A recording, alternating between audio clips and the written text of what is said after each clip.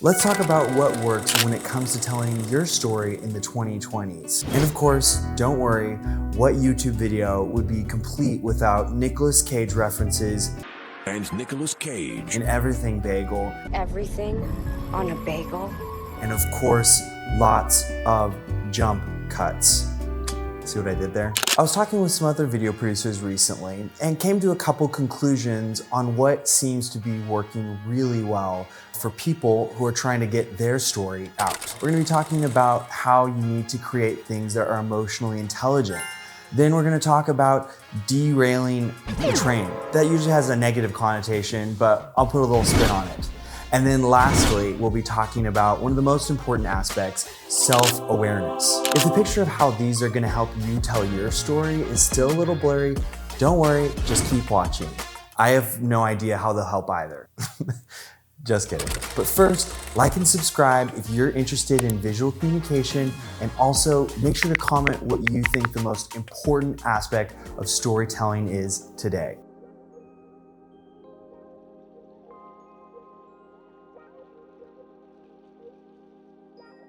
Empathic Creating.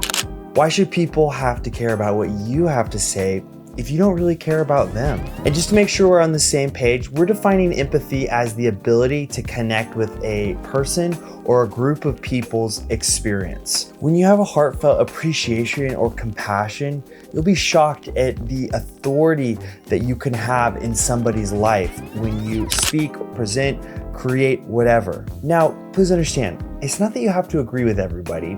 Think of it more like when you understand why people make the decisions they do a little bit better, that can help you factor in to your story details, information, choices that also represent the people that you're talking to. A fantastic example of this is the recent movie Everything Everywhere All at Once. By the way, that's my everything bagel reference right there. Bagel! The reason I bring up this movie is that while it is completely unhinged and totally absurd in many ways, at the same time, it is grounded in a deep empathy and compassion for the characters that are shown. I am not an Asian American mother. However, after seeing the film, it really opened my eyes to what it might be like to live as an Asian American mother, and also the other family members around her. And again, absurd context. That's not weird at all. And lots of crazy out there stuff, but still at the end of the day, it felt so human and so careful in how they presented their central characters. It can be so easy to have an us and them mentality just in general as humans. That said, in movies like Everything Everywhere All at Once, to the credit of the writer-director duo, they really blast past that. And when you look at the really, really positive reception of the movie, and then it going on to have multiple weeks of just killing it in the box office and the amazing return that they made, you see that there is something notable here in what it looks like to tell stories in the 21st century right now. But before we move on from Everything Everywhere All at Once, let's delve in a little bit to one of the elements of the movie, which I am calling taking it off the rails, but being able to bring it back onto the rails. When I say I'm calling it, I actually am stealing this term from an amazing podcast out there from Brian Baumgartner, the actor for Kevin Malone in The Office. He does an amazing deep dive into The Office. Please go check out the podcast. It's honestly super entertaining and very, very insightful look into the entertainment industry, what works and what doesn't for the most streamed television show of all history, The Office. Anyway, taking the train off the rails and bringing it back on. What does that mean? It means that the movie becomes wild, like really wild, like maybe too wild for a lot of people, and I completely understand that. That's not weird at all. But, it lands the plane.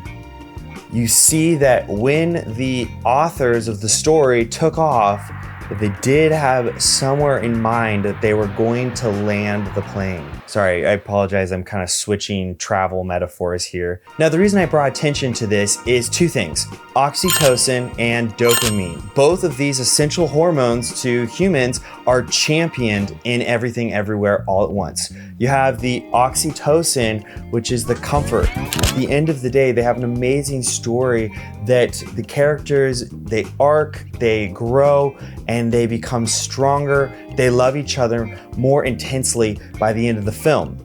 The endorphins, the dopamine, is where we have adventure. That's where you go cliff jumping, you do something crazy, that gives you dopamine. And we get dopamine more, I don't know if we actually get dopamine, but just stick with me here. You get more of spectacle, you get these crazy things, you get this little bit of an adventure, and that is speaking to the part of you that wants kind of like a really crazy show or something exciting and something that's eye-catching. Tying all of this together to hopefully help you think about it this way: take the train off the rails, but then just make sure it comes back onto the rails. Get wildly creative with the things that you do, catch people's attention, but once you have their attention with something that's unique, bring them a story that really adds to their life. There definitely is a powerful trend in a lot of media now that shows us that this is a really effective way to tell a story.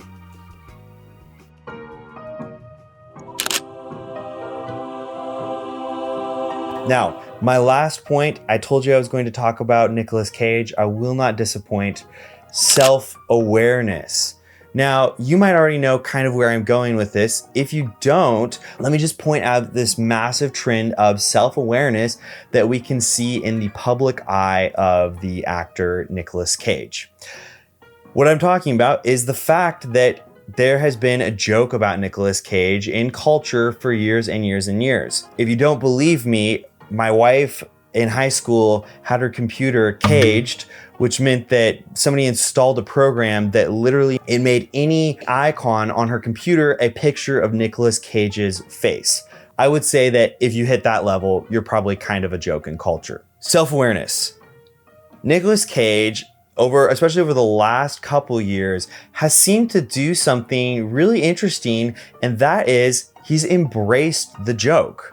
To me, when I look at Nicolas Cage, I don't see that we are laughing at him. Honestly, funny enough, it actually feels like we're kind of laughing with him, which I don't fully understand, because maybe somebody could argue that it's a little bit mean how people have joked about him in the past.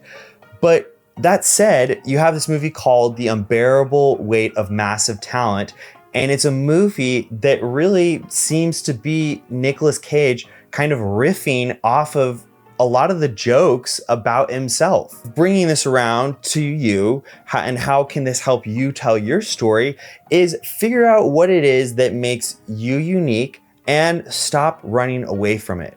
For me, I'm 25 years old and I'm a homeschooler. Both of those things, to many people, I feel like can be sometimes a turnoff.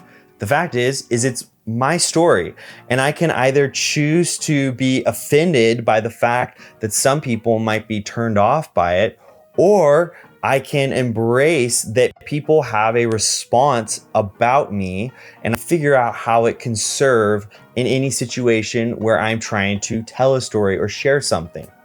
With the fact that I'm 25 years old, I am right at the tail end of Gen Z. So right there, I can immediately tell you with authority that I am part of the Gen Z generation. So when you listen to me, you are getting access to that demographic, to that body of individuals. Now, with the homeschooler, there I have a certain level of independent thought. Not because I try really hard, but because literally in my formative years, I was raised in a different way than many of my peers were raised. Often it's those things and your ability to embrace them that can and will create trust with the people that you're talking with, because they see the authenticity and they understand where you're coming from.